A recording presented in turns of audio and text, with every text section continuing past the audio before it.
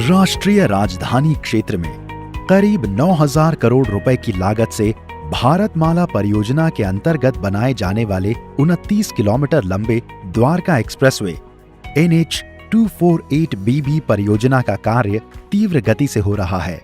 Dwarka expressway परियोजना निर्माण के सभी 4 चरणों का कार्य प्रगतिशील है।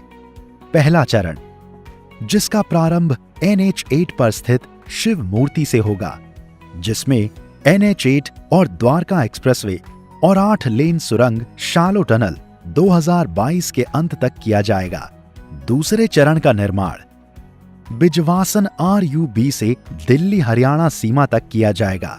यह द्वारका सेक्टर 25 में बन रहे DIPP की इंडिया इंटरनेशनल कन्वेंशन सेंटर के कनेक्टिविटी सहित सेगमेंट कास्टिंग और सेगमेंट लॉन्चिंग गतिविधियां चल रही है। दिल्ली में 10,000 पेड़ों को ट्रांसप्लांट करके उनके संरक्षण की भरपूर कोशिश की गई है, जिसके सकारात्मक नतीजे भी आ रहे हैं। यह चरण 2022 के मध्य तक संपूर्ण करना प्रस्तावित है।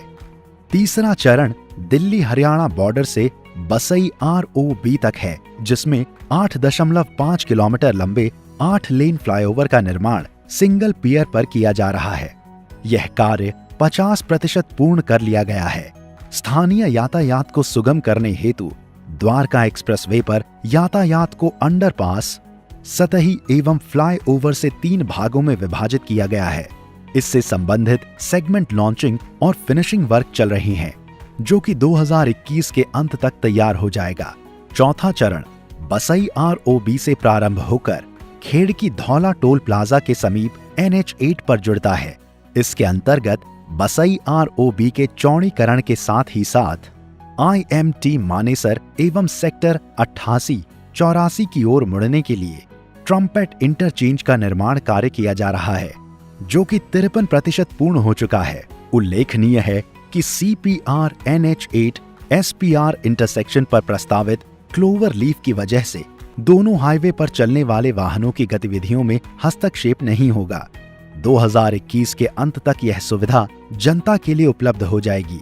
NH 248BB में कुल 20 से अधिक flyover, bridge, 2 railway overbridge, underpass, 11 vehicle underpass एवं 20 भूमिगत पैदल पार पथ का प्रावधान है। इसके अलावा साइकिल यातायात को बढ़ावा देने हेतु सड़क के दोनों ओर 2.5 मीटर चौड़ा साइकिल कॉरिडोर का भी प्रावधान है।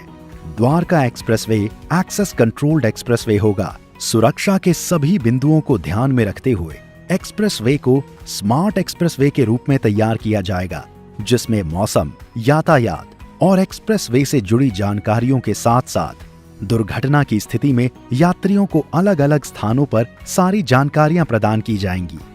इसके लिए इंटेलिजेंट ट्रांसपोर्ट सिस्टम ITS की स्टडी कराई जा चुकी है।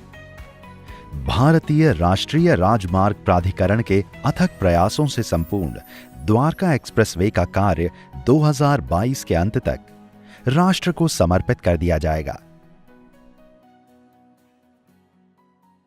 NHAI, not just roads, building a nation।